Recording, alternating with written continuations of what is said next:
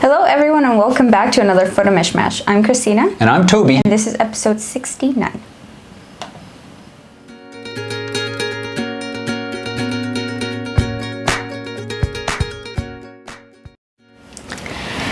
Hello everybody, welcome.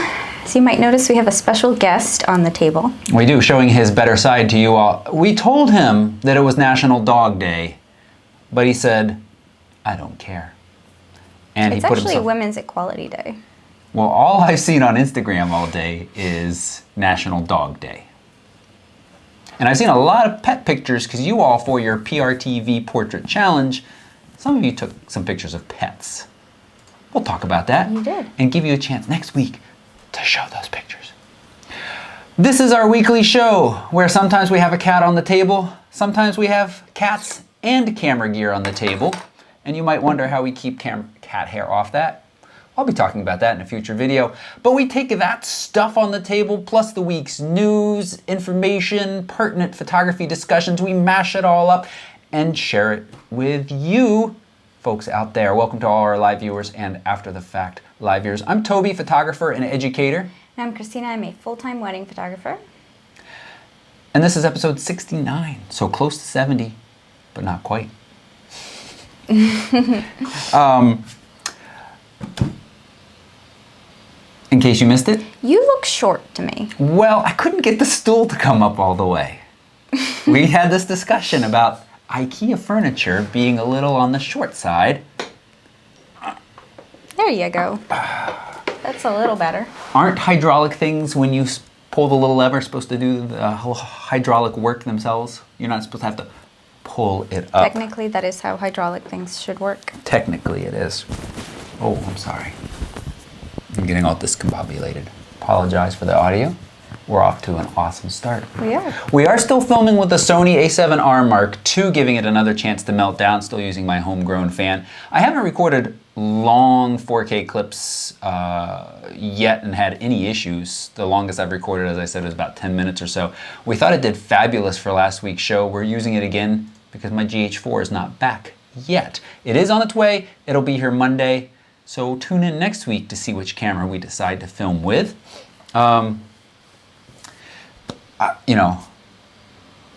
Let's jump right into, in case you missed it, and talk a little bit about my Sony RX100 Mark IV review that went out this, was it yesterday? 2 days ago? And that little point and shoot is a really nice little point and shoot. It's expensive. And for me, although it does certainly offers additional features beyond my cell phone, my smartphone, my LG G4, it's not enough to say, I want to buy this dedicated little point and shoot camera for $1,000 or $950 and carry it around. And it's not even enough for me to step back and say, well, let me get the Mark II or the Mark III, which, those are a much better value, I think, now for photographers. Videographers, you should still be interested in the Mark IV if you want something tiny that shoots decent 4K video. I shot a bunch of clips yesterday in the rain, had a lot of fun putting those together for a 4K video sample with this. It's an impressive little camera. I really have to say though, you make some serious sacrifices at that size, control-wise, and it's hitting a level of sacrifice that I don't really care for. I recognize some people really want that small size. Okay. The Sony A7R Mark II balances that line nicely between the smallish size, but still giving you some of that customizability. I think the Mark V will be really interesting because it's almost definitely going to have a touchscreen. Tony's got to put a touchscreen in that Mark V RX100, and then it becomes a much more compelling camera to use and get into that dense menu system. What else, in case you missed it? So that was really the two videos. And also, if you're only following the YouTube channel, if you're not over at the Facebook page, or I should say, if you're not over at the Facebook page and carefully checking my Facebook page, since Facebook has, they clamped down on the spread of posts, the organic spread of posts. I posted two vlog-like videos, one going into the wedding with the Sony, talking about what we were bringing, how it was going to work, and then one after the wedding and kind of our thoughts and wrap-ups. And we'll be talking a little bit more about that in the gear on the table section. But if you're a subscriber and you're not a Facebook follower, you should take a moment and do that. I'm going to try to post more of those. Iceland was a nice encouragement in realizing how easy it is to shoot with the LG G4 and get some of these clips up quickly. And so I always have random thoughts in my head. Isn't that what you want to know? My random thoughts, you want to know them all. And so I'll be sharing more of those, I think, through Facebook right now. Okay. Are you excited about my sharing of random thoughts? Mm-hmm. Okay. Liam, are you excited Although about you my do that to me on like an hourly basis, so a little less excited over here. Ouch. Okay. All right. I'm working back and forth through two browsers, so I feel a little discombobulated because I got tired of that thing that always tells me my Flash player is out of date. So I'm in Safari trying to figure out what else. I think that's it for Week in Review, that in case we missed it. I'm sure there was something else that went out. Oh, your Onabag review. Oh, right. Yes, that went out this week. And truthfully, we were a little bit worried about how it would be received, one, because it was my first review. Mm-hmm. My first time just doing a review by myself. And two, because it was very positive. And usually you guys you're very skeptical, which is a good thing to be. I'm very skeptical. So like with the, what was that tripod? The Feisel tripod. The Feisel tripod.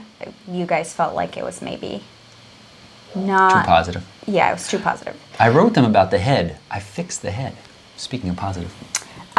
So we were a little worried that because it was so positive, that you guys were going to be not very positive about the video itself, about the review itself. But it's been fabulous. Yeah, and so everybody's so nice on the internet. They're all nice to each other all the time. Everybody all the time.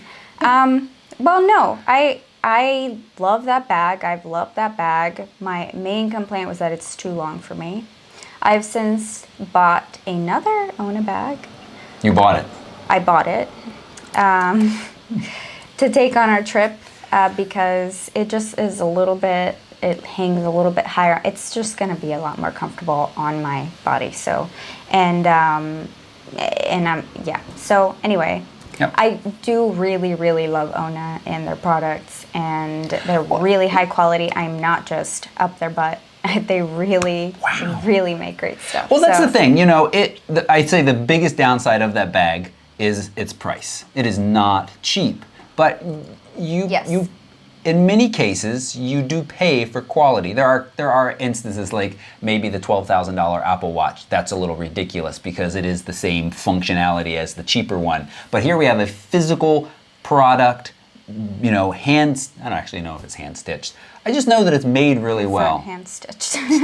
It's machine stitched. But it's made out of really high quality really well. material. And I think you can draw some parallels with a camera like the Sony A7R Mark II. My review of this camera is going to be very positive. There are some drawbacks, but when you pay this much for a camera, I think you should have a lot of good things to say about it. Yeah, for sure. I guess it doesn't always hold true. I mean, there's certainly instances where there are things, style over substance, I would say. Right. Or style over function. Right. And I think that's what these Ona bags do so well, is that they are really pretty. They are, in all of the Facebook groups that I belong to, that photographers sort of, are in and commenting and talk about different camera bags. Everybody just loves how inconspicuous they are and how they don't look like a camera bag. They look like expensive bags. So I don't know that they would really be very, they're not, thieves aren't gonna say, oh, we don't want to steal that. They're kind of obvious, really nicely made bags. So it's not like it's a theft deterrent. But people can't, you can't really tell that there's a bunch of camera gear in there when you can put a lot of camera gear in there. So I like that. And at weddings, it makes me look like less of a photographer, which I think makes people feel a lot more comfortable with me being close up to them and being around. And it's all about, sort of like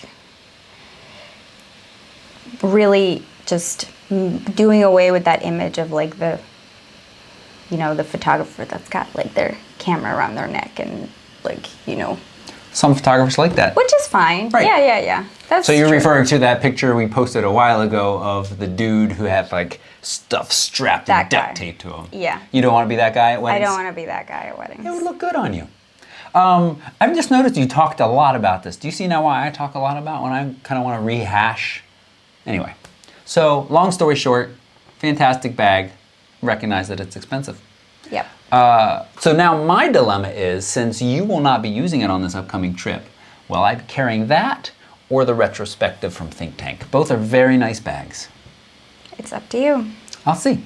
I'll see what I decide. All I know is I am not carrying 2 bags, so you better choose before we leave. If you want I to take will the choose. Brixton or if you want to take the Think Tank bag. I will choose before we leave. The Think Tank is it's nice, but it's very wide. Like, not wide. It's more of a square. It's fatter. Right. It's more of a square than the other is long. I'll be doing another post about what gear we're taking because we are leaving in about 2 weeks, which is kind of crazy. Yes, 2 weeks for another trip. So, let's move on. That was all in case you missed it.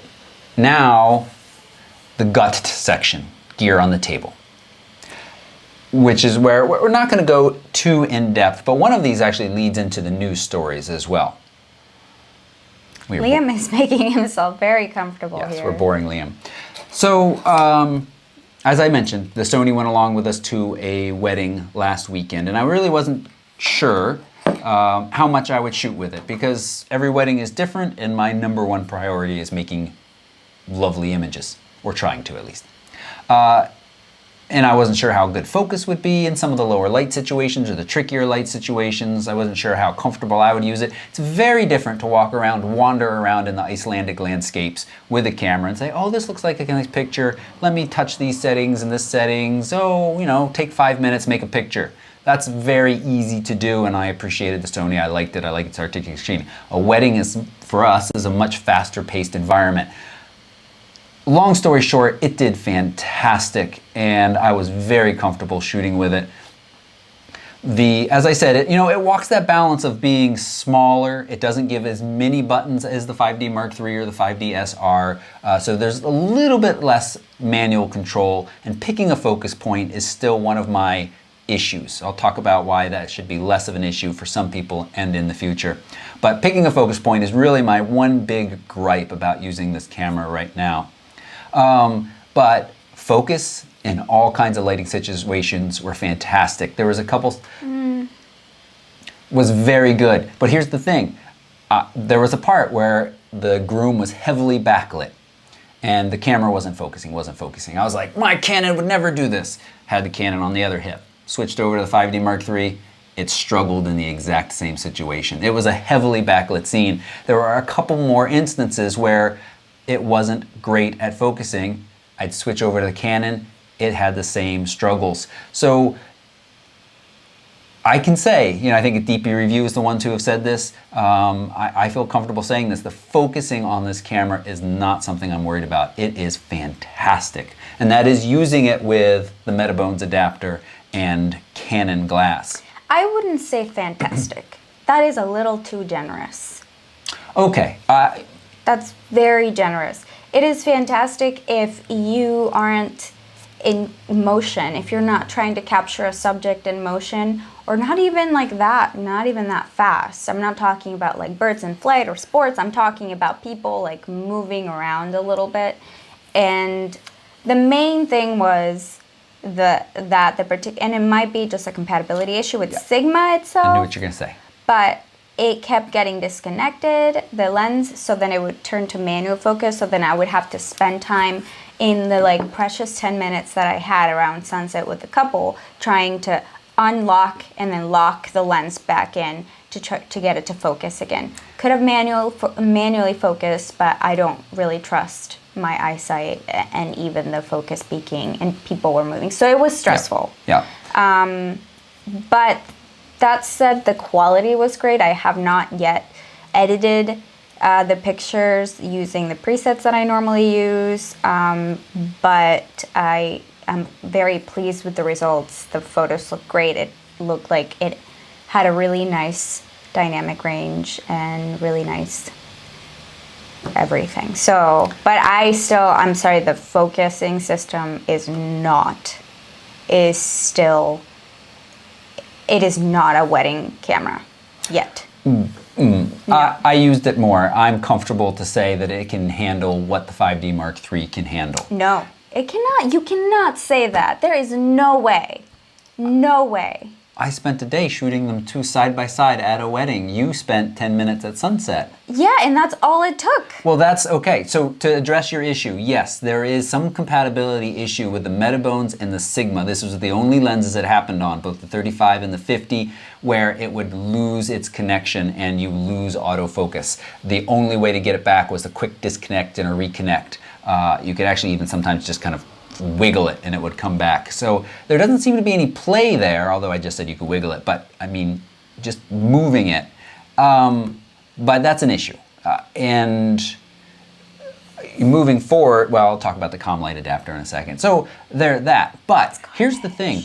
Why I say this is not going to be an issue for some people. If you're using the Sony glass, you have that awesome eye focus and face recognition tracking that takes away having to choose the focus point in some situations and gives you confident focus on the eyes, is what we are focusing on most of the time. Yeah. That is impressive. I saw some of that working with the one native piece of glass that I brought with me in that 28, that's wide. Did not shoot a whole lot with that because it's much wider than I like to shoot at most weddings. I shot some. There are samples on the site. But overall, very, very, very nice. I'm sorry, I thought you had done some presets. I would love to know what you think after you've done some of your presets. Yeah, I mean, maybe after you release the full review, then we can talk a little bit more about that. Yeah. Okay. Yeah. So, but in short, it is not. The focusing system is still not quite there. I did think it was really impressive that the face recognition was very good, but you don't always want to focus on the face. Right. So it's just, I think that. It's not as versatile as I would like it to be, and it's definitely not as fast as I need it to be. So okay, and I stand by that. I think you need a little bit more time, and you'll change your tune because there you have not. You have to learn to trust it more. No, I'm not. Okay. All right. No, I'm not. All right, let's trust talk. it with what?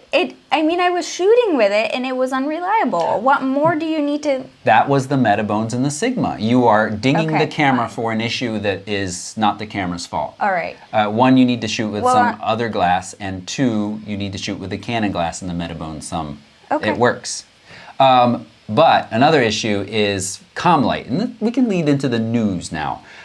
Because there's some exciting news that ComLite is developing a Nikon to FE adapter. It's really been Canon EF lenses that have been developed, adapters that have been developed. Metabones, we have ComLite, we have the one that Elton had that started with the V, Velux. I hope it's better than this one though. That's the issue. It's really bad. This is the as far as I can tell, it doesn't affect, none of these affect image quality. These aren't the speed boosters that you use with the 35, the Super 35 or the Cinema 35.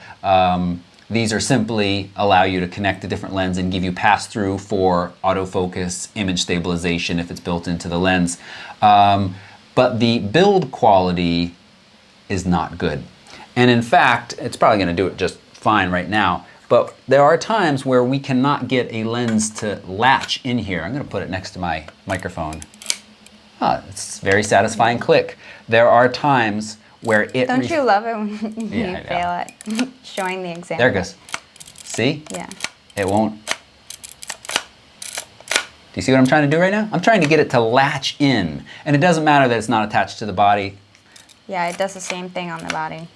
See? And it doesn't... It's unreliable and focusing. What happens is this gets stuck back. So the spring there. And yeah, so that makes it very unreliable and focusing. Also, the other bit, that's not my only issue with this adapter, is that this tripod foot has a tightener for you to remove and add it. And it's just a little grippy knob in here that you tighten. But when you really crank it down on a tripod, this gets loose and you can't get your fingers in there to get enough grip. Plus it's not large enough to get a good purchase on to really tighten it down. The Metabones is attached to the adapter via 2 little hex nuts. It is rock solid, it works. I mean, the Metabones are really expensive, but it is becoming clear to me that there is some value in that. They're superior. Right, that they're superior. So, this is a bummer, but can we talk a little bit about the mirrorless factor of this?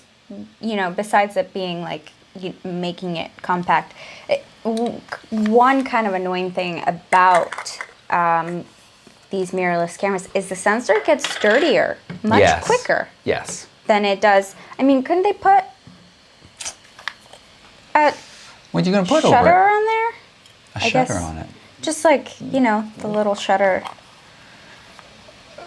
Just to like minimize. I mean, I understand that's not the purpose of the shutter, but it's just so that it's a some little kind of bit more iris, protected. so that it's more protected. It's just, I mean, you've got so many spots on yours, and it's really close to the edge too. I mean, I understand that that's what you got to do to have a really compact body, but right, it's a bummer. Right. And then you have to clean the actual sensor, which right. is. I'll be talking about that soon because I need to do it. It's bad, dirty. At a wedding, it really doesn't matter too much to us because we're almost always shooting at those wide apertures. You don't see it.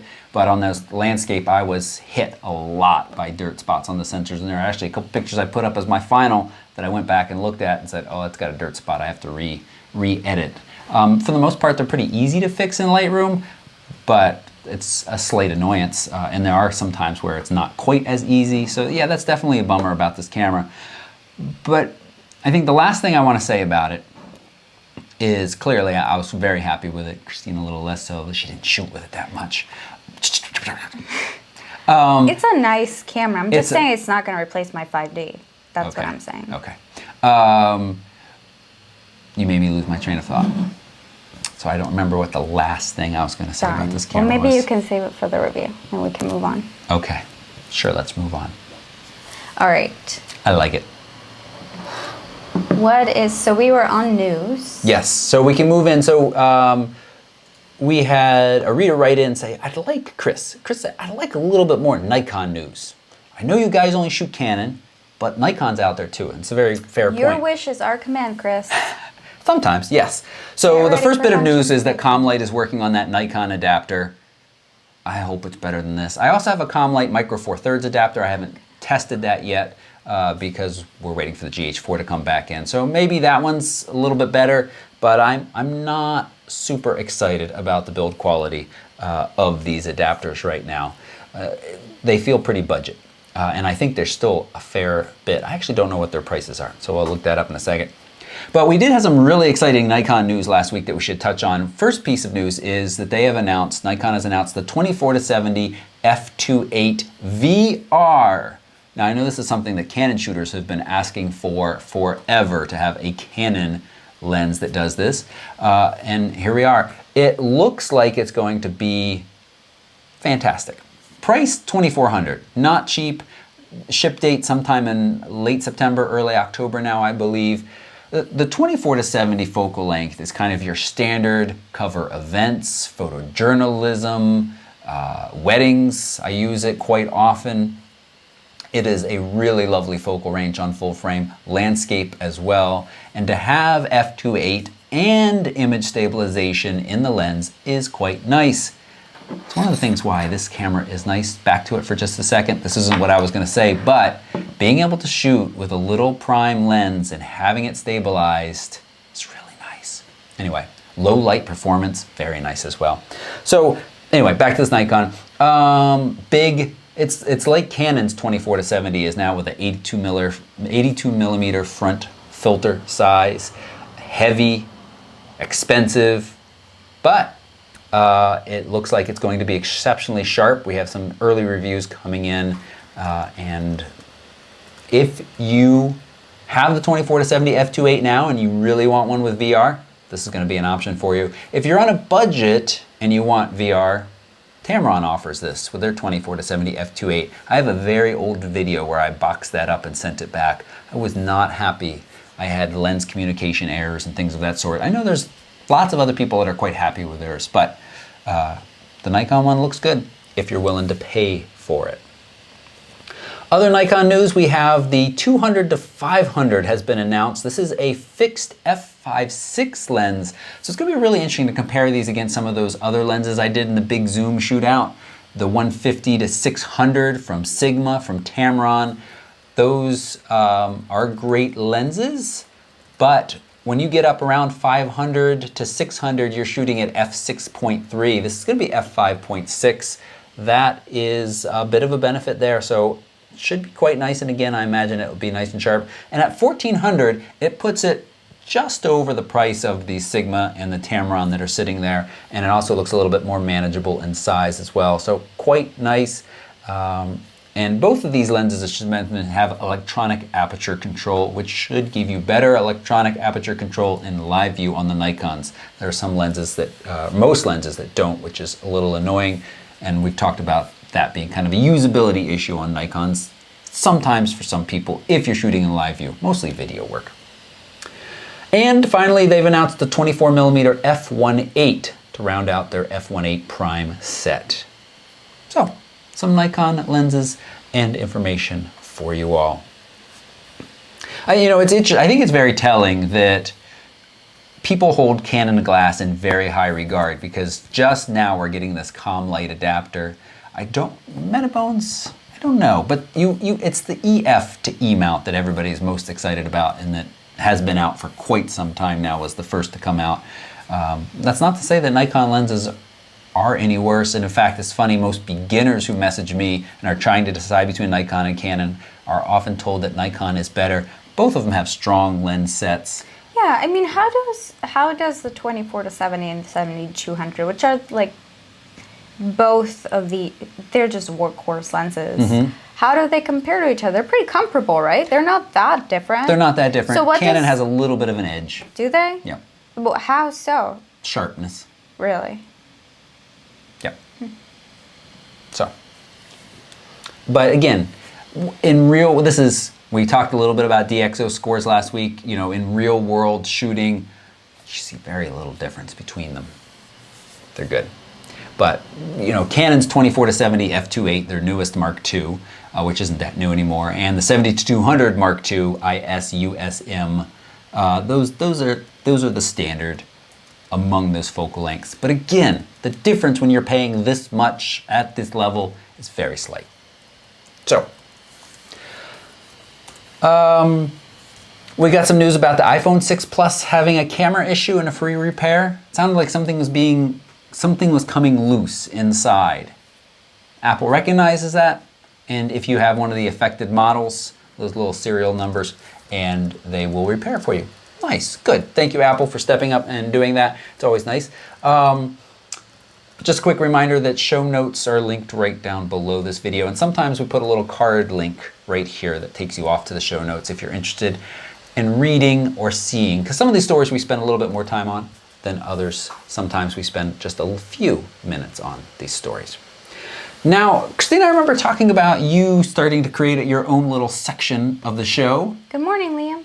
Like Kitten Corner. Yes. Something like that. And I saw so many videos of cute kittens this year. I mean, not this year, this week. Probably this year, too. This year, yes, totally this year. On this average, week, but I forgot Okay.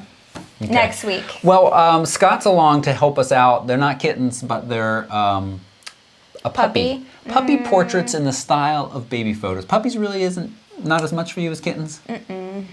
They have to be like in front of me. They can't. Okay. It's National Dog Day, though. You need to give the dogs a little love. So this is cute for a couple of reasons. One, there's a puppy in it. And two, this couple did a kind of a story like you would with a new baby. And so the photographer, it's a groodle. What's a groodle? Something in a poodle? A groodle? Yeah, that's what that sounds like. It's cute. It looks like Hannah, the dog that we photographed earlier this year. Oh, that's true. year. We did with a couple. The dog wasn't the subject. The couple was the subject, but their dog was along too. What could be a groodle? It's a poodle and what's GR? I don't know. Yeah, I don't know. So it's just cute. These are nice pictures. with a very cooperative little dog. Yeah. He is so cooperative. Oh my Look, God. they even did the little bundle of joy picture. So I saw this a little while ago, and I guess it was the parent. That is great. The shot of the feet sticking out. The parents were saying that, or not the parents, the Parents. couple, yeah, the dog parents, whatever. They were saying that it was a response to their parents because they were constantly nagging them about having a baby, and they were like, we don't want to have a baby. And so then they did that instead. They got a puppy and did that instead. So it was like to spite their parents, which is kind of funny. Yep. It's funny. It's always funny at weddings when a mom will, the mom of the groom or bride will get up and say something about, let's get a baby soon. And so I think this couple was feeling that pressure. And Oh, Dunk says golden Yes. retriever poodle. I saw that. Thank you, Dunk. I don't know why I couldn't figure that out. That makes a lot of sense. The other ones I know are Labradoodle, a lab and a poodle, Yeah. a golden retriever and a poodle. My Interesting.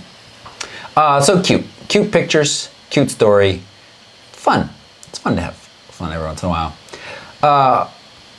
Talking about this camera not replacing your 5D Mark III anytime soon, it'll be interesting to check in with you when we know more about the 5D Mark IV, which is still in mystery land. Yeah. But we've got the 1DX Mark II. Hey, did we skip this tilt shift adapter article, or are we going to get to it? Oh, we might have, and I want to get back to that. Okay, let's talk about the 1DX though. Oh, I did, because it was linked right there. So new 1DX Mark II. This is actually much quicker than the 5D Mark III. This came out, didn't it come out after the 5D Mark III? I feel like it came out after. I don't remember off the top of my head. Yeah, because I remember I was shooting a lot with Steve at the time, Yep. and he got the 5D Mark III, and then the 1DX came out, and he got that, and then it replaced the 5D Mark III. Okay. So this is Canon's flagship camera. Like, yeah, Top of the top. top of the line. Machine gun bullets off. No specifications have been leaked yet, but it appears the camera will be arriving quite soon. It could be the Canon Expo is next week, and then we have, is it Photo Plus in early October. So we've got two kind of camera shows coming up where it could be announced. Rumors are that we also are going to hear about the 5D Mark IV at some point soon with a release date sometime next year. I'm not we'll holding see. my breath. No, I know. So, I mean, yeah. When we could talk about it, you're happy with the 5D Mark III. It gives you what you need. Yeah, yeah. I think we've talked about this before, but where would you like to see improvements? In the sensor technology, I want more dynamic range. I don't want anything else to change about the 5D Mark III. I just want, well, except for the speed of the card slots. I want that to change because it's really slow right now. Shooting with the 5DS, when I did that, it felt much faster, even though I was shooting larger files, recording to the same memory cards, it felt much faster. So I would like to see an improvement in that. But just sensor technology. I mean, I would really appreciate having more dynamic range. Otherwise, I'm Low light really happy focusing? with the camera. There- Yes. yes, okay. Yeah, okay. There are times on the dance floor, especially, Yeah. I love it at the receptions where But I the don't light know if- level is decent and you're like, hey, this isn't bad. And then Yeah. the coordinator or somebody goes over and turns dims the the dial lights. down so that it's more romantic. Then you're like, Choke them. fudge monkeys. Yeah, that hasn't happened this year because it's just been straight up dim. Pretty much every wedding. No, it did. It just happened this most recent one. No, it The didn't. lights got, okay. I'm never right about anything. Well, okay, maybe I just missed it or something. Yeah. No, but I'm saying yes, but doesn't that also depend on the speed light a little bit? Like when you're using a speed light, the speed lights, the infrared thing that they use to focus, Right. it sucks. I like the one on the Sony. It seems nice. You know, it's got the little cross. No, you mean on the Yongnuo? Oh, on the Yongnuo. Yes. Yeah. Okay, never Yeah. mind. The Yongnuo's That's what I AF assist beam is impressive. The Sony has a little light that shines out like Nikon's flash. Or not, sorry, flash. I but a don't light. think that helps that much if you're far away. No, not if you're far away. But if you're close, it's But not how bad. often are you really close when there are people like dancing it up? Dancing it up. what was I gonna say? I We were don't know. talking about the 5D Mark III. Yeah, the only Yeah. reason I want a new camera at this point is because my 5D Mark III is feeling old. Like, it takes a few seconds to start up when I press the shutter button after it's gone to sleep. Like, I've noticed that I on would mine say too. like a It's- good 5 seconds. Right. Which doesn't sound like a lot, but believe me, it's a lot because when, like, during the ceremony, you need your camera to be working and it's not working and it's not good. Right. It's not a good thing. Right. So, Okay. The next news story is Canon plans to increase its focus on the EOS M system in 2016. I'll believe it when I see it. And it needs to be more than lenses. That system has no hope of coming along. Its focus is slower than the A6000, which is Sony's, crop sensor mirrorless camera that's been out forever now. Forever being at least a year and a half. It's just not going to get picked up and adopted by people in any kind of significant numbers unless we see some serious improvements from it. And it also doesn't really have the advantage using an own EFM mount that you can just go start slapping on lenses without an adapter, which is the same as the Sony side. So it really, I don't know. Yes, I want to see Canon do more mirrorless. I saw in the chat, I'm sorry, I forgot who said this, but it does seem like Nikon is quietly focused more on mirrorless. I don't know why exactly I believe that, but I do. And just the big Canon and Nikon need to step it up. This camera, again, this wasn't else what I was going to remember. The electronic viewfinder is so nice in here. It is brilliant, it is bright, it is large, and it is really nice to see your exposure. Not just looking at a meter and saying, all right, I got to think, I'm shooting a white dress right now. I got to meter over a little bit, meter under a little bit because the background is dark, and deciding all of that and then shooting and then checking to see if your histogram is nice. You can see all that right there in the viewfinder. And if you're shooting a burst of frames, you can leave image review on, and my my opinion of electronic viewfinders has changed. I did not like them at first. They were a little bit slower, a little bit grainy, but this one feels quick, it feels sharp. It's not perfect, but you take a burst of images and you get this kind of half-second review. So again, it depends on what you're shooting. I don't want to qualify this too much, but when I'm shooting somebody who's giving a toast at a wedding, I like to shoot a couple pictures and then see if I got them in a nice expression, because there's a lot of times people are toasting, you catch them in a weird expression. And I don't want to sit there and shoot 50 pictures. I want to shoot a couple, say, did I get a nice one? And with this half-second review, you can instantly see, funny, got it, I'm done. yeah. That's the thing, though. So I complain about the focusing system. I do appreciate the little, like, microsecond review of that. And I like the autofocus most, any other time than when you actually needed to focus, because you do need that, like, there are a few times during the day when you, like, actually need to shoot in a reasonably fast focus mode. And that's when the couple's walking away after the kiss. And then also when you're doing portraits of them and you're walking and you kind of want to, or when I'm shooting portraits of family, but then they're not moving, so it's fine. But yeah, I mean, it's those crucial times during the day where I feel like I can't really rely on this camera to focus. But also, we already talked about the limitation with the particular lens. So there might be like a firmware update that helps with this in the future. And if that's the case, then, no complaints from me. Right. I'm really curious to see firmware update wise what is addressed. Will they give us this will be probably through Metabones, right? Because I would think that's a big factor. Right, and that's another advantage too of the Metabones is it is firmware update, whereas the ComLight, what you get is what you get. And I don't believe there's any way to update its firmware. The Metabones has a little port on the side. And Nagel in the chat is saying, and I think this is worth mentioning too, is the dynamic range is certainly increased on the Sony. We talk about it a lot, but it's not like the Canon is crap or trash. And clearly is beautiful for making pictures. Yeah. You can touch the shadows. It's just you can touch them so much more here. It's quite amazing how much more you can touch them. But if you hit a nice exposure with a Canon, you can make nice pictures. So let's go back for a second, because yes, that thing we missed being The tilt shift, which I actually just skimmed through the whole article, and it's for the M series. No. Yeah, that's what it says. Why does it say at the top EF tilt shift adapter? Well, scroll down and look at the comment. Maybe I misread, but that's what it is. As noted in the comments section, it looks like the utility of this adapter is limited to EOS M cameras or other mirrorless cameras with shorter flange distances than standard EF lenses. Ah. So, Still, it would allow you to use EF lenses on EOS M cameras, and the recent rumors suggest that Canon will be cranking up the, as we just said. but it sounds like there are other adapters out there, other tilt shift adapters out there. Really? For Canon. Huh. They just don't work as well with they don't autofocus.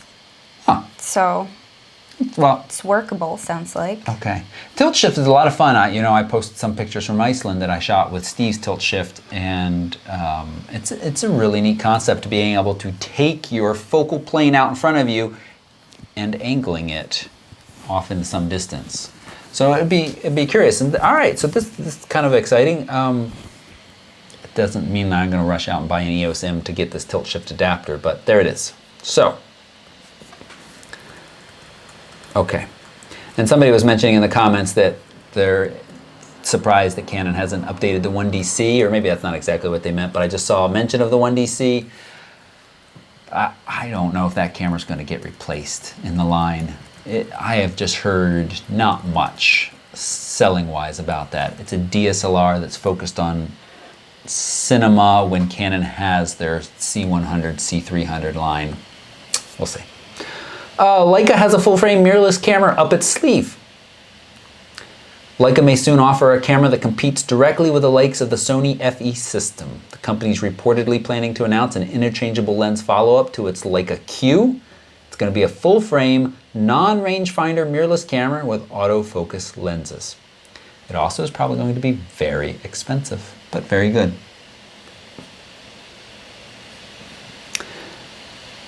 And then let's go through this list. This is from Roy. A photographer shares his 9 pieces of gear he wished he'd never purchase. I can probably share in this room with you about 90, no, not that many. This is something I've wanted to do for a while. Maybe I'll throw it into one of the more informal vlog-like style videos, but just point the camera at my shelves of stuff over there and tell you what I never use anymore and what I never wish I bought but keep around, etc., etc. But let's go through his list right now. Number 1, strip boxes. Can you explain to us what strip boxes are? I have no idea what those are. Oh, I think they're the light, soft boxes in a strip. Yeah. Oh, I kind of like those. Okay. So there's a variety of different ways to light your subjects. We're using right now a see-through umbrella that's diffusing the constant light that we use for this. You can also use a reflective umbrella. You can also use soft boxes. And those soft boxes come in a variety of shapes and sizes. Some are rectangular, some are octagonal, and you can also get them in very thin rectangle where you can light either side of the subject. So he says, great if you're working in the studio, but the only times he used them was when he grabbed them by accident. So he probably has some other soft boxes that he likes to use that are a little bit more versatile. This list sounds very specific to this particular photographer's shooting style. I thought it would be more of like a universal, like don't buy this, but not really, no. Yep. Well, what do you like about more narrow strip type boxes? Well, I'm thinking of like the Martin Schiller look of photography, which I don't know if you guys know the photographer Martin Schiller. He's a portrait photographer, and you've seen his pictures on the cover of Time magazine and on big like posters. He has this like very signature look where it's like, somebody's face like from the shoulders up. It's usually like a famous person, and the catch lights in that eye have this very distinct look where you can see the strip boxes that he uses. They're actually Kino Flows, so they're not really strip boxes. They're a little different, but you can get kind of close, probably not identical, but kind of close to that look by using strip boxes. And yeah. Okay. You know, you can use it in a 3-point. Oh, hi, Bean. Both kitty cats in the room. A 3-point, you know, lighting scenario, or a spill, or as a rim light. But you can also use pretty much any other softbox or. Yep. Hello. Both cats on the table. You Great. guys are Let's now talk lucky about the today. next on the list is he had the 24mm f1.4. The focal length was too wide. He ended up going back to his 24-70 f2.8. I agree with that. Yes, on full frame. I used to own the 24 from Canon when I shot with the 7D. I loved that focal length on a crop sensor. What's it work out to be, like 38, somewhere around there, 36. It's a nice walk around capture. But for portraits, for weddings, that is much wider than we like. Yeah. I was talking about how I love my 24-70, but I don't shoot very often wider than 35. We use it for larger group pictures on the dance floor or larger family pictures, and we're talking very large. But generally, you get a nicer, more pleasing perspective of people if you just back up and shoot with a lens like 35 or 50. Yeah, because it compresses a little bit more of the background, so it looks a little bit cleaner. Yep. Okay, so we agree with that. 24 is quite wide. If you're going to go off and shoot landscapes, though, 24 is nice to walk around with. LED light and video support rig. Never used them as expected. One light still unopened. I did that little review of the Yongnuo flash a couple weeks ago now, and at the end of that I have the LED video light review. We get a good bit of use out of our LED video light. Yeah. Well, I shouldn't say a good bit of use, but it's a nice tool to have in your bag, either the smaller one or the slightly larger one. We use it for ring shots, for macros, being able to light them. It's really nice to have that constant light source and work with that, as opposed to, you know, set up a flash, shoot, check it, get it again. So we like it. Video support rig, we Yeah, I guess we can't debate that. We've never had one, though. that's right. A 50mm lens. It was too tight. What? Yeah. Too tight? I Now- mean, it can be too tight in certain situations, but you can't just say that it's too tight. That's. Well, I'll say this.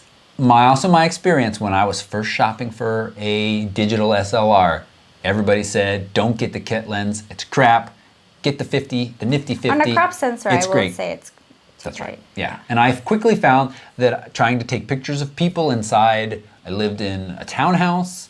I don't know why that's important. I lived in a normal size house and quickly found myself hitting the wall again and again, literally, as I was trying to back far enough up to get people in the frame. So on a crop sensor, 50 is quite tight. On a full frame, it is quite nice.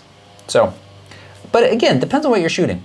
Circular polarizer. It only works if you remember to bring it. I've never used. I think the circular polarizer is the one filter that makes sense for people shooting outside, landscapes to own.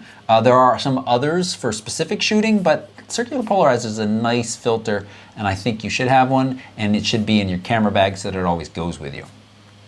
Best Buy card reader. That is very specific, dude. Total piece of crap that was purchased in a pinch. Sounds like a piece of crap. You didn't have to write this list for me to think that. An 86-inch PLM umbrella, unbelievably gargantuan, and never yielded that promised wrap lighting that everyone always talks about. Tell us about wrap lighting, Christina.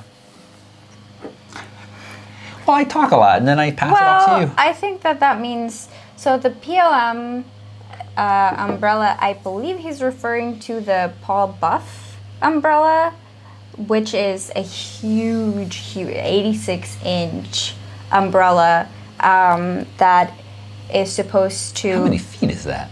It's a lot of feet. That's a very big umbrella that, you know, if you guys are familiar with the quality of light and the light source in relation to your subject, then you'll know that a bigger light source will create softer shadows. So if you're taking a portrait, then you want as soft a shadow as you can get. So a giant light source will yield really soft light, which is what they tend to call like wrap around, because it like wraps around your whole subject. You know, you can see shadows, but they're very, very soft. So Steve actually, he has that. He hasn't brought it to a wedding that I've shot with him in a while, but he has that. And, you know, it also has to be really close to your subject for it to be soft. Yeah, and we've never been in a situation where we've been able to really have it be really close. So I wouldn't say that in the situations that I've used it in, it created a nice wrap lighting.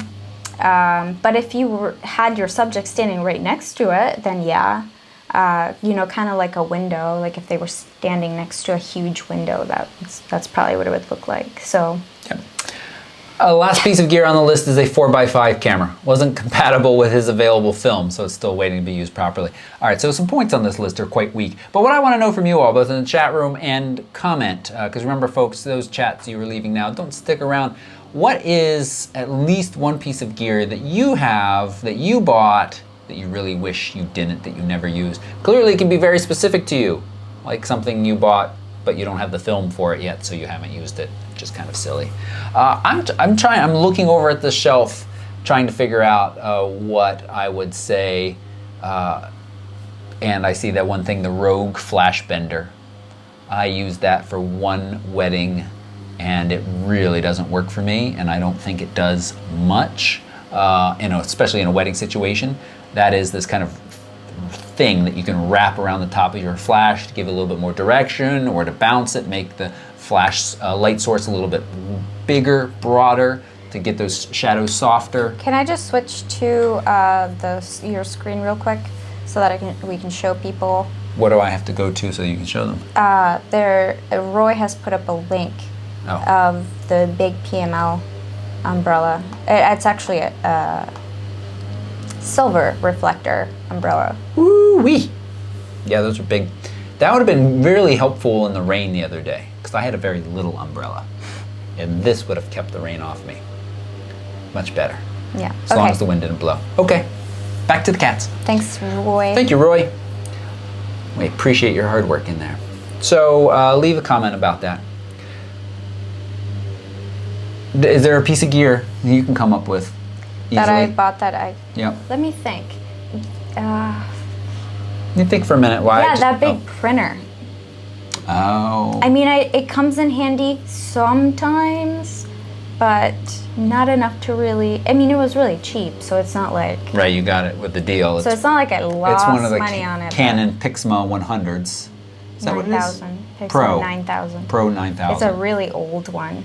Yeah, and what else? I'm trying to think. You've got a couple soft boxes that we just don't ever use anymore. Yeah, a lot of lighting stuff in general. Yeah. We don't use a lot of that. I think I started to for a while ago, but then it's just much easier To keep it simple? to keep it as simple as possible. Yeah. Yes, it's true. All right, Hoya's new HD3 filters are 800% harder than their predecessors. Good. I like the Hoya brand. This sounds like a nice improvement. But Roy has a little note in there that a lens hood is still a better investment if you're worried about drops, and that's true. Doesn't matter how hard it is, a filter is not going to be able to absorb an impact like a lens hood is going to. So if you're worried about dropping, that's nice. But if you're talking about a circular polarizer, it's nice not to worry about scratches. I'll tell you what, I'm curious. The one thing I've noticed is this Sony, the one that's actually being filmed with, I've got a noticeable scratch on the LCD. I was looking at my Canon LCD today. No scratches on it at all. Really? Mine's got a good bit of scratches. Oh, does it? Yeah. I know you. I wouldn't say I abuse my Well, you gear. use it as a professional. You know, you're but not. I use it. Right. Yeah, I'm you don't not baby it. yeah. It's out and it's getting. I was surprised though. So I wonder if the glass or the covering on the Canon is a little bit better than what Sony's using. Nice cat hair. Can you make sure that all gets sucked right into the laptop, please? That'll make it better. And then finally we've got Eldachrome. This is a Kickstarter going on. I think it's a Kickstarter. That is going to be a universal quick release. And again, I'll put a link down below so you can watch this video. It's very clear how it works once you watch it.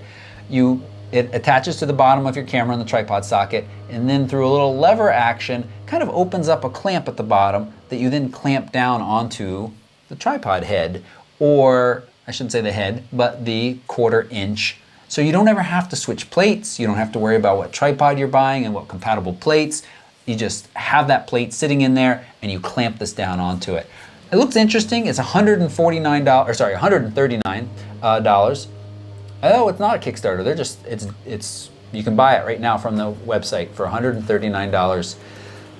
I'd like to see it have a little latch point for a black rapid strap or the capture clip system. I think that would make it even more interesting.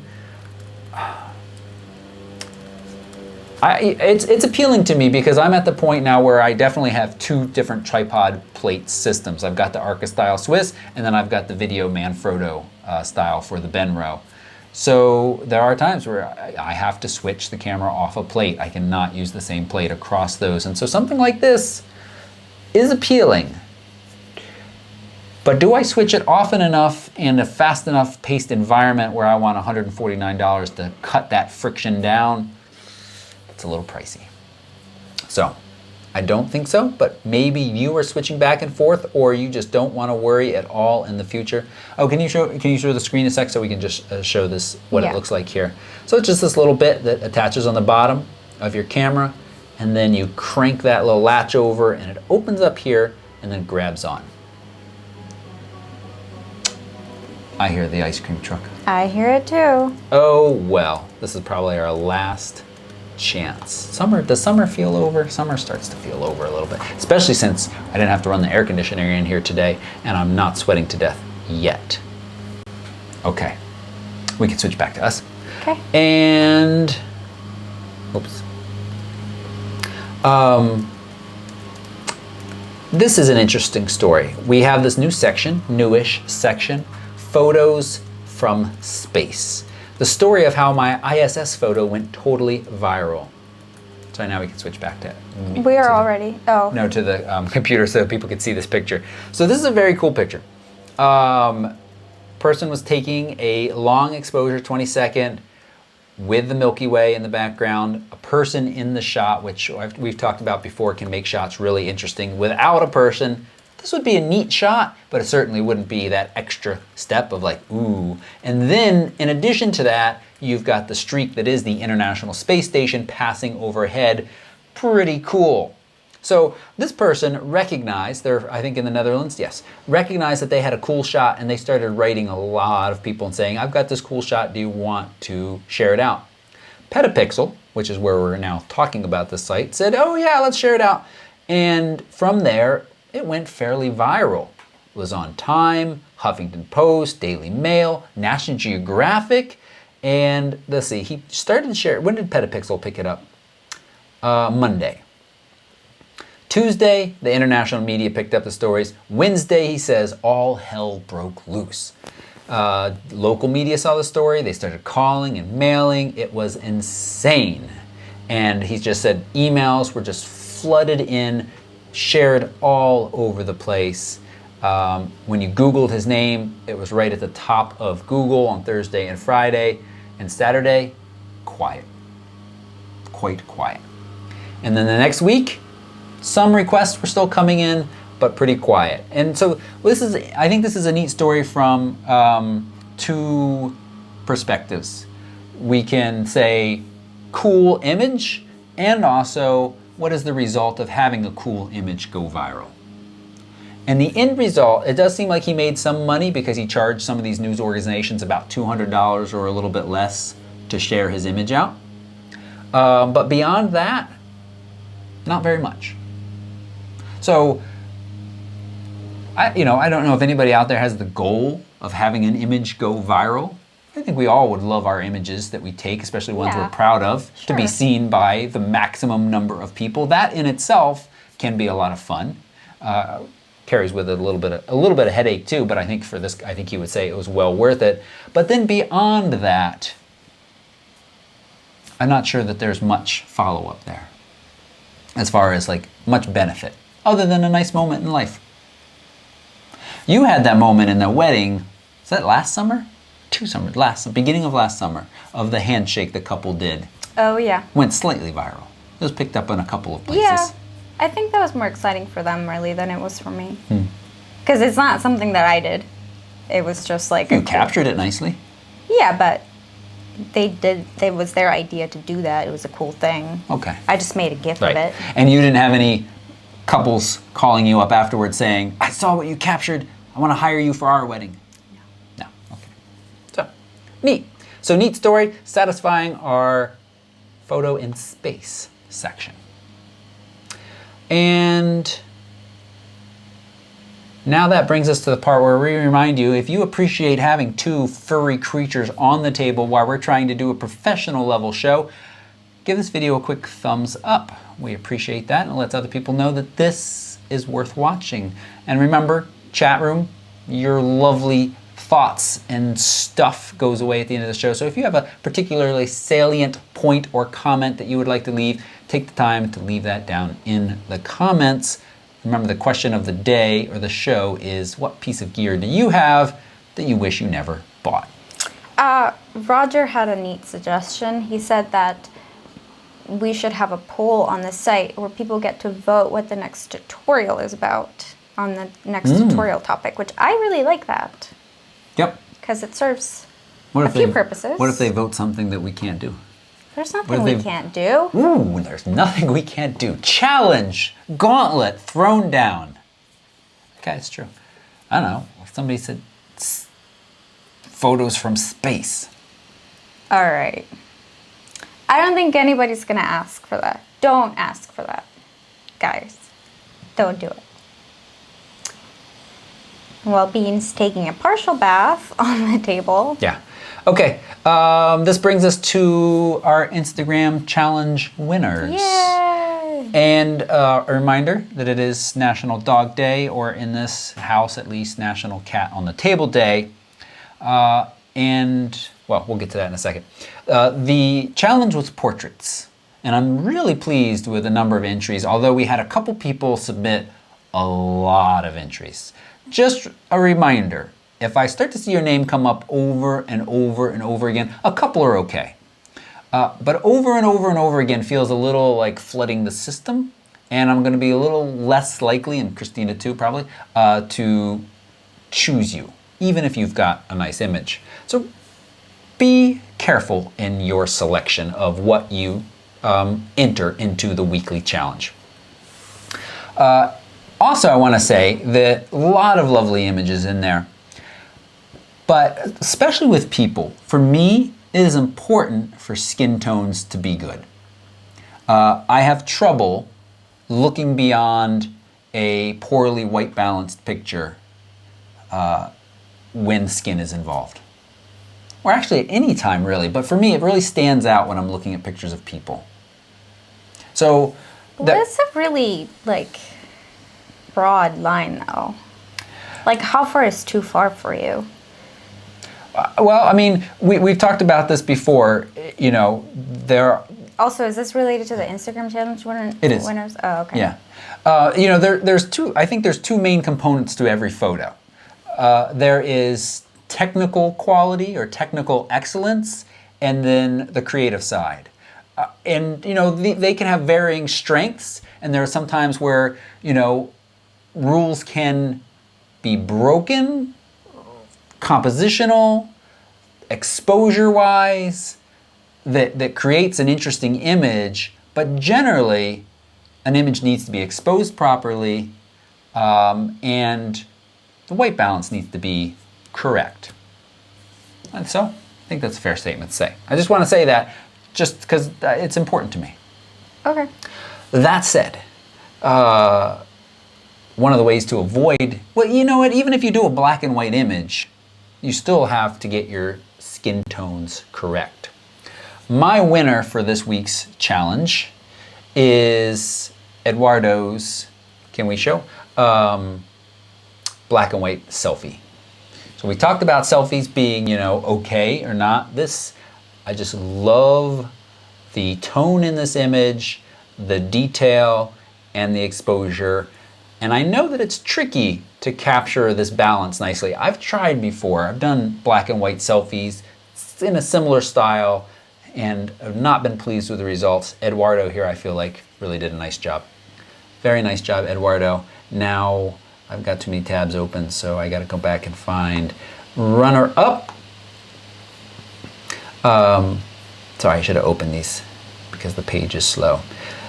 Instagram MC4, very similar to Eduardo. So going back and forth. I picked Eduardo's over because I like to see just a little bit more of his face. In this case, we've got all of Instagram MC4M's other side lost in shadow, but still another really nice shot. I like both of those. They look great.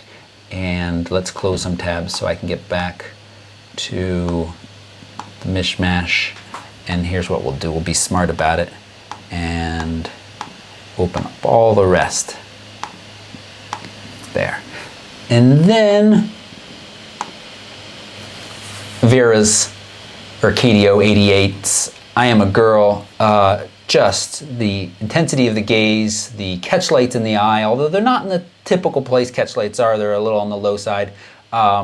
Just really like this shot. And I just realized that I picked all black and whites.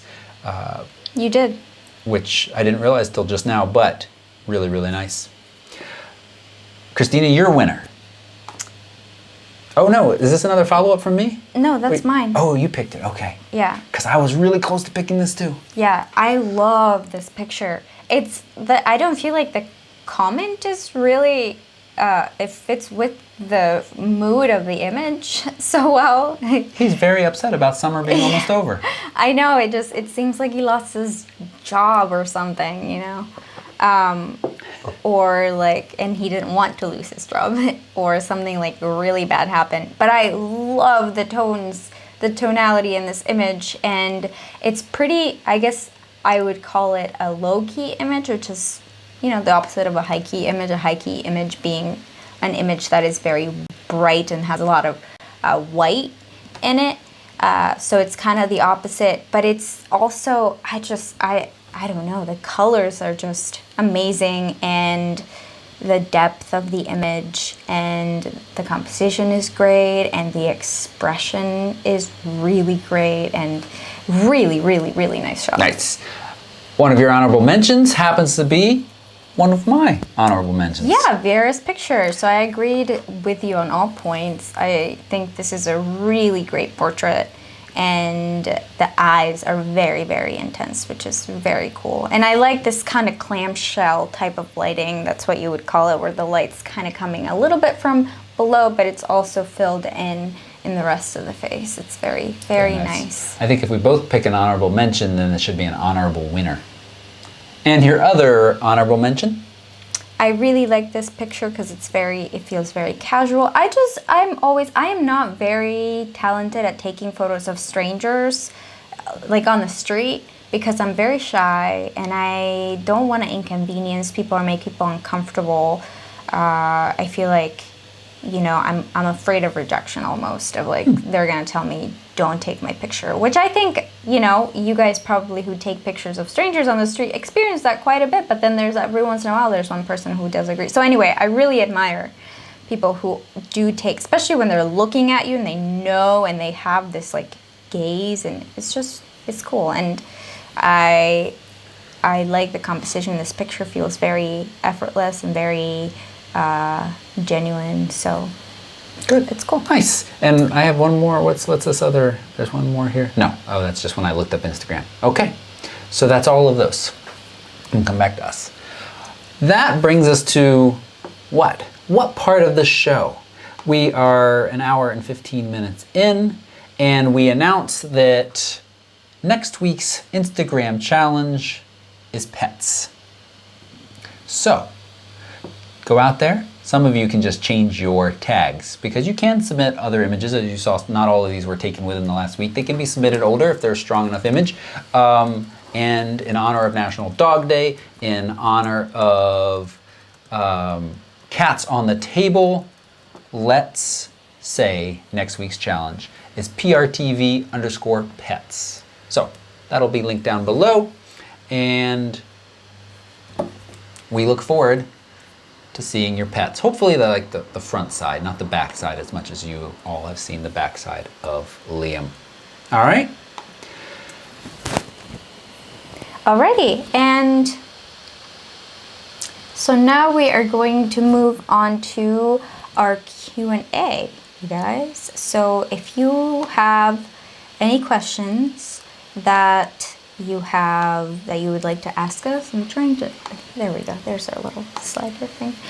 So if you have any questions, Roy will be adding them to our list of questions to go over today, and then we'll answer about 12 to 15 questions, and then we will go into our after show where we will be discussing, we said competition. We're just gonna have a very, very casual, sort of off the cuff conversation, because not that we don't usually have off the cuff conversations here, but yeah, just competition in general. So stay tuned for that. And in the meantime, yep. Yes. Okay. We also need to have a discussion of what I should take to Greece lens-wise, because we started to have that discussion the other day between us, and I thought it would be great. Maybe we can talk about that last week then. I mean next week. Yeah. It's going to be next week. The order needs to be in. The order? Oh, Okay. that order. Never mind. Got it. Let's move on and answer some questions. Rose is asking about preferences for travel tripod. She knows that I have a couple of reviews and just wondered if anyone has any personal likes or dislikes. The Me Photo is the review. You make some sacrifices for a travel tripod. You're not going to get super high, but I love how small that Me Photo tripod gets, and it fits inside my camera bag. It's fairly lightweight. It's fairly useful. There aren't too many times. We talk about, I talked about this several times on the Iceland trip. One of the ways to make your picture stand out is to not take it at eye level. And so for me, it's not a huge bummer when I'm out shooting in the field if my tripod doesn't get to eye level, because I'm not typically shooting at that level. It can be useful for, Liam, you're getting old here. It can be useful for, you, so you don't have to bend down unless you have a nice camera with an articulating screen. It doesn't have to be a Sony.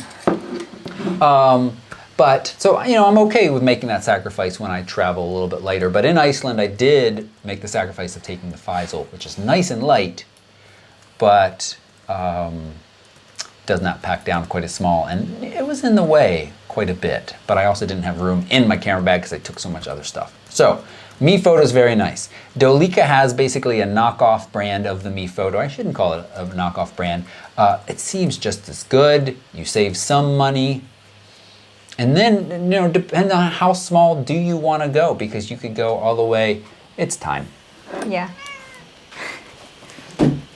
Goodbye. You could go all the way down to something like the little GorillaPod, which has a heft to it. It's not super light. It probably weighs close to the same as the Me Photo, but it's small and quite flexible in how you can set it up. And you can use that to kind of set up on existing railings and poles and picnic benches. So, depends on what you want to do with it. You could even go down to the little Pedco thing. But default answer is the Me Photo. It's well made, packs down small, pretty lightweight, fairly flexible in setup. Yep. Next question is, Tony Northrup recently released a video slamming Young Nuo. How does Toby feel about it? So we watched part of that, and we disagree. I mean, we understand where where they're coming from, right? It's like sort of what they're saying is like blatant copying Canon's design, which might be the case. I mean, it seems like it's the case. They're very similar, but I don't know. There are some things that Young Nuo does better than Canon. So if they can improve on the sign and keep Canon on their toes, then I'm not opposed to that. Right. I mean, the lenses do feel like a complete and total knockoff, and it's not as good. They have both the 50mm f1.8. I was referring to that flash, the flash, particular flash. Yeah.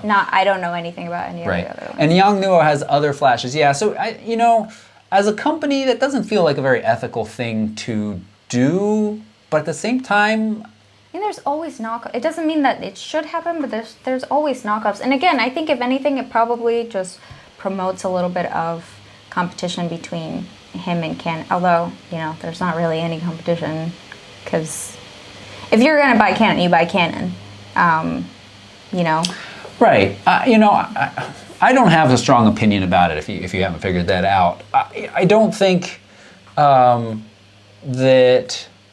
I don't feel bad for Canon that this other company is basically copying what they're doing. It gives people an additional option. If people don't feel good about it, then they don't need to buy it. I am not recommending those Yongnuo lenses to anybody unless you, actually I think I did in the video, I said if you really need to pinch your pennies, but it's not worth saving that much. Flash-wise, however, they give us a lot of variety, and those are not clones of the Canon gear, except for the 600 is very, very similar, but the other ones are different flashes and different models, and they offer a nice variety and advantage for the budget shooter. So I have mixed feelings. That's my answer.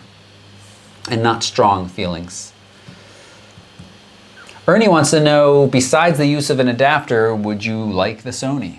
Yeah. Will you- Yeah, I like the, I don't dislike the Sony. I just think that in some case, that I don't think that its focusing system is superior than the 5D Mark III's focusing system. I disagree with that. And there are times when I have struggled with focusing. So that said, I plan on trying the 85 with it this weekend and shooting a little bit, which is a Canon. The Canon 85 one. Yeah. So. Right, and the other thing, I think Christina needs more time with it, and you also need to shoot with some of the Zeiss and the Sony lenses, the native glass. And Yeah, we'll be doing I that. would love We'll that. be doing that soon as well. Ian wants to know, how are two bodies better than one? Asking for people who are not into weddings. Well, yeah, because at weddings, it's disastrous for a body to crap out on you. We are strong advocates. If you are getting paid to shoot something somewhere, you should have backup gear. It doesn't need to be amazing, but it should be able to allow you to take pictures in a pinch and provide something. If you're not, Well, yeah, I mean, so I think the answer to his question is, or her question,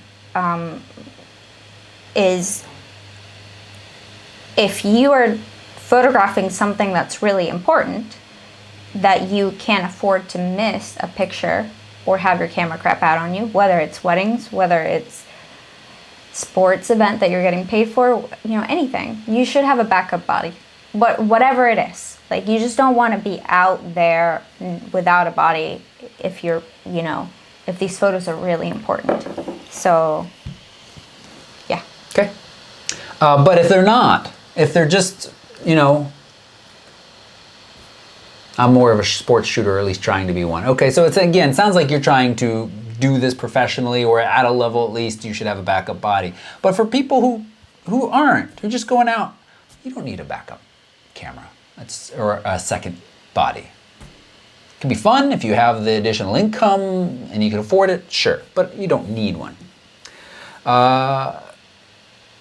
Gil Herm, what's the opposite question of the question of the week of like, what is the piece of crap gear you wish you never bought? What's the most useful gear to you? I would say that the one piece of gear that I use the most is my 5D Mark III. Yeah. I mean, so after camera, what would be the next thing you'd pick?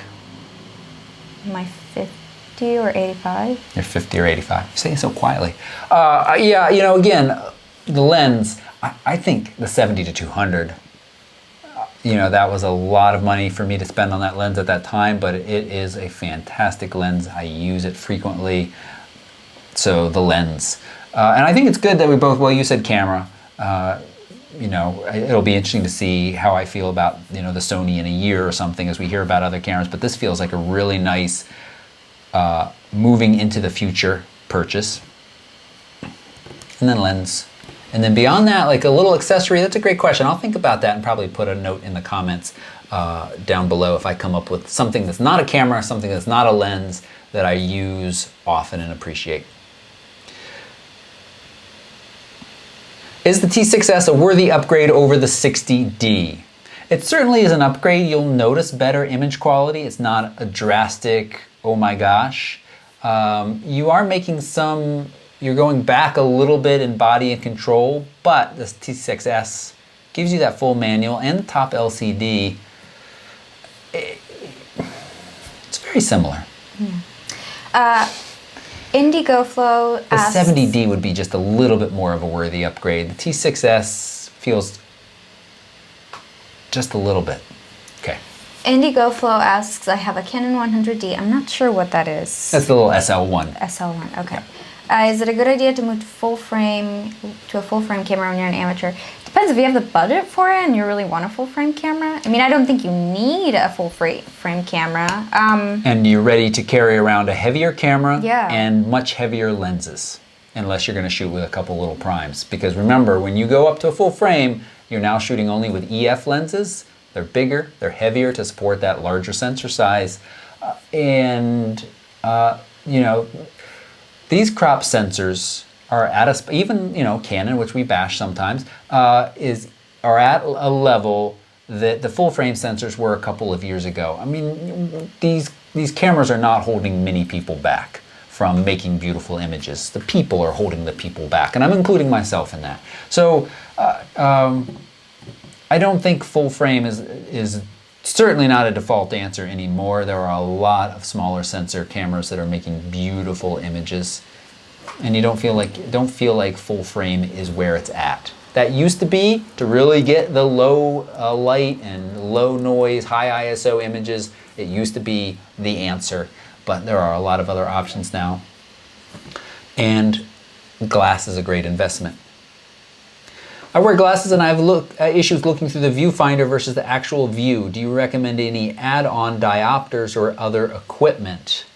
I've never used anything. I just put the viewfinder up to my glasses. It's really annoying when this is kind of gross, but it gets like a little bit oily when it's on my face.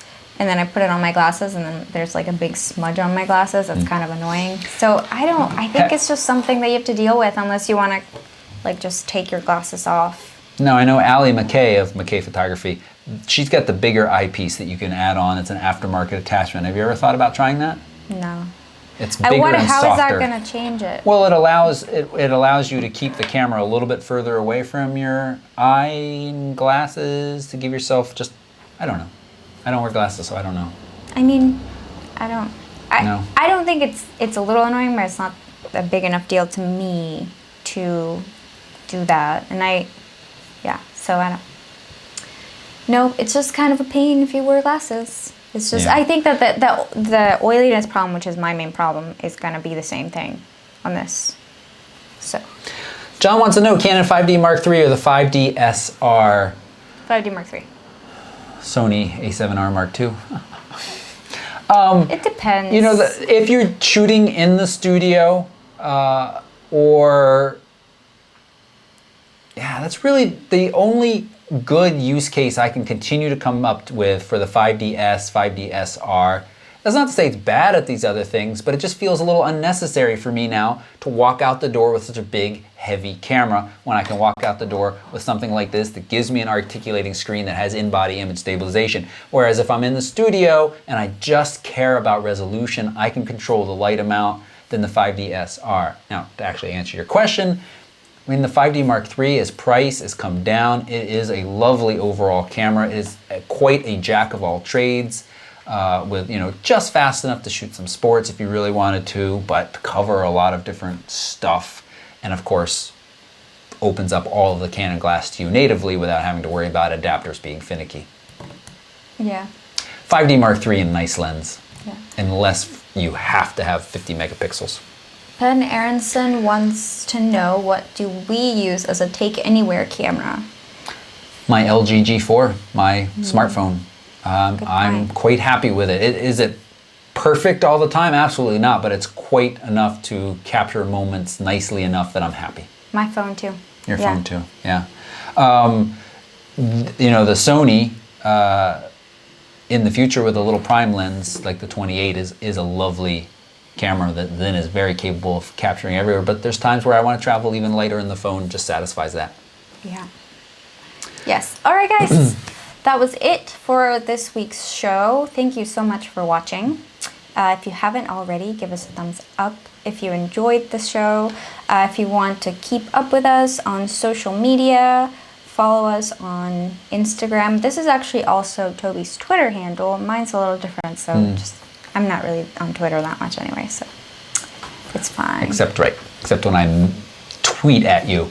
Yeah, you can follow me, PhotoRack Toby, or Christina Bernales. On Instagram, and those are linked down below as well. And we're about to move into the after show, which is the part where we stop the recording.